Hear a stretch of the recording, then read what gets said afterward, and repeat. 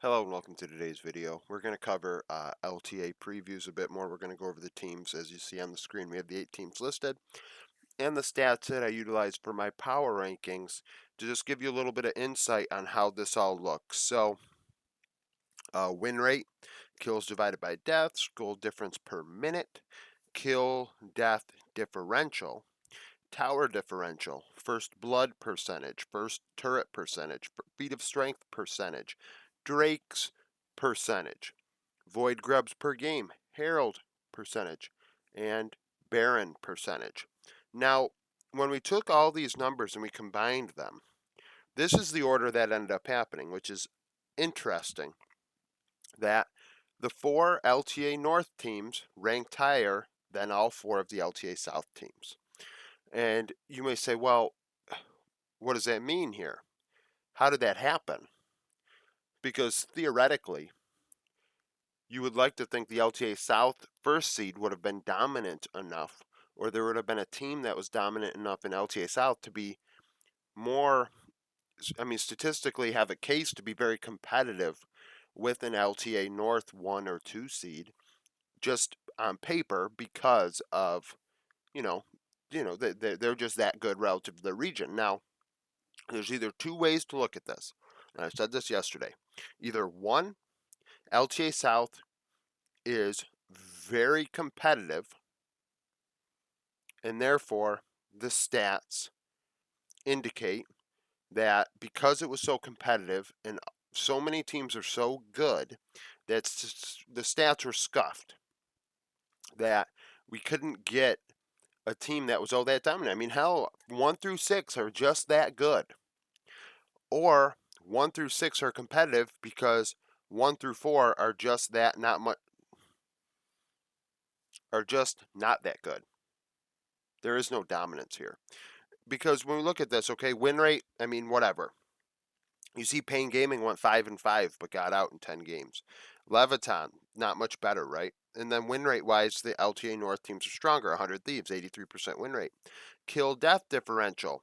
We're seeing some strong numbers here. FlyQuest are at the lower end, as well as Loud and Pain. Goal difference per minute. Those 3 bottom LTA South teams, that shows to us that they weren't all that much better than the teams that aren't here. Like, Isurus was dominant in their games, but it's also who they played, right? They didn't get to play Fluxo, if I recall. It was Faria and it was Red. Ironically, those 2 teams are not moving on, right? Isn't that something? These 4 teams are the ones that really interacted with each other. Where 100 Thieves, Cloud9, FlyQuest, Team Liquid, you could say they didn't, but they did. There was matchups against each other. Kill death differential. 100 Thieves are dealing, they're bloody matches, to say the least. Look at that, a 10 kill death differential. But Pain Gaming actually have more deaths than kills. So, what does that mean for Pain going into this? That they're playing that poorly domestically. And then that's when you got to consider the two sides of the coin. Is it because LTA South is that good and competitive, or is that bad and competitive? First blood percentage. Interesting. FlyQuest, 38%. What does that mean? Well, that means that they're getting off to slow starts. LTA North teams were able to get a first blood on them, get something, get ahead. If a Leviton gets ahead, 71% first blood, could they possibly turn that into a win? Who knows? You'd like to think on paper FlyQuest is stronger, but when you put yourself behind, if a team knows how to go through the steps of winning a game properly, you're in for a rude awakening. First turret percentage. Fly has a very high first turret percentage, so they're losing first blood. They're dying early, but they still find a way to get that first turret and get that gold. You see that Leviton's Leviton less than half the time gets first turret. Feat of strength. Everybody but Isurus and Leviton usually get an early start on that. Oh, actually, just Isurus. Isurus are not a big feat of strength team. Drake percentage. FlyQuest, less than 40% of the Drakes. Not less, 42%. I gotta look a little closer at what the fuck I'm reading. So 42%. you you got to get objectives. You got to have some objective control here. But then Loud and Leviton also 46%. So it's not like they're doing much better of a job. Void grubs per game. Half. I mean, the teams that don't really care about grubs at least are getting less than half. 100 Thieves and Isris. And what does that tell us? Because I believe, yeah, both of them won the region. So what does that tell us? Does that mean that void grubs aren't the biggest indicator for victory? Herald percentage. I mean, C9 only got Herald 33% of the time. That's the lowest. Loud, 40%. Baron, 90% for 100 Thieves. So 9 out of 10 games, they got Baron. Only one time they did not, or what, 6. So 5 out of 6 games, they got Baron. Um, Team Liquid, just barely over half. Leviton, only half. I mean, those are big indicators. You objective control is a good indicator of whether a team is good or not. Like, can you set up around objectives and get them? That's a safe way to win games. Taking Soul, taking Baron, taking Elder, taking Atacon, taking this and that. And the reason why Atacon's not on here is because I don't track it, because LPL teams, we don't get that stat from the LPL, so I don't include it in my power rankings. So that's why that's the only thing that's not on here.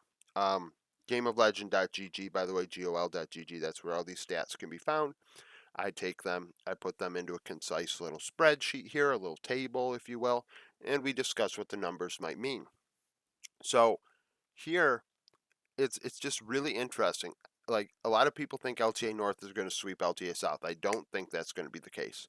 I don't. I think that LTA South is going to win some games. They're going to win a series or two here. And it's not going to be like, oh, well, they just win one or two and they're not even in the finals. No, I wouldn't shock me at all if they're very competitive at Bucyrus.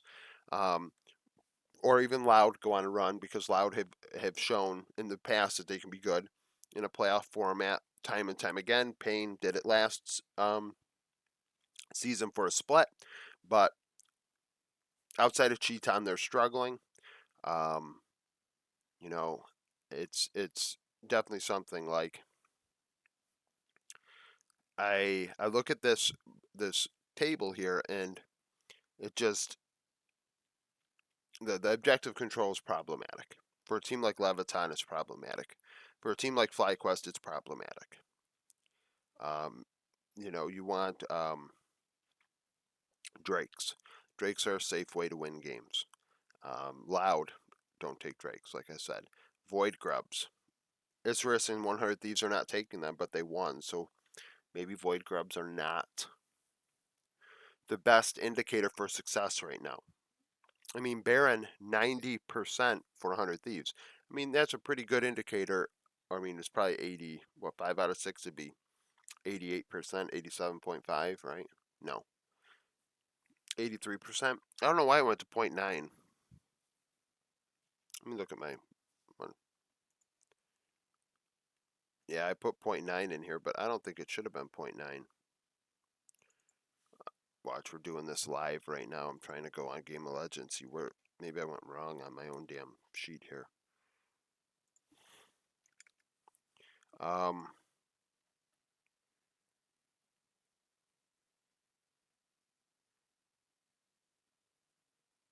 No, they have them going 90%. Oh, 90% of the time they take the Baron. Not 90% of games they take the Baron. Harold, that's why I screwed it up. I screwed up the way I was speaking. Baron in Drake's, it's like 90% of the time, 100 Thieves took the Baron. I mean, there could be multiple Barons in every game, right? So I guess that is a thing. You got to think about.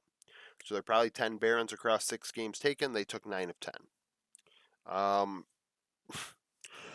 But I mean, hell, when you look at this, excuse me, sorry, no team is below 50%. So just something to think about here, looking at these numbers and considering what they might mean. So thank you for watching. Comment down below with your thoughts. I'm not doing some rankings by letter or whatever. I'm not doing that for this. So thank you for watching. If you liked the video, like it, subscribe to the channel for daily League of Legends content. Follow me on Twitter, join the Discord, become YouTube supporter, and hope to see you again tomorrow.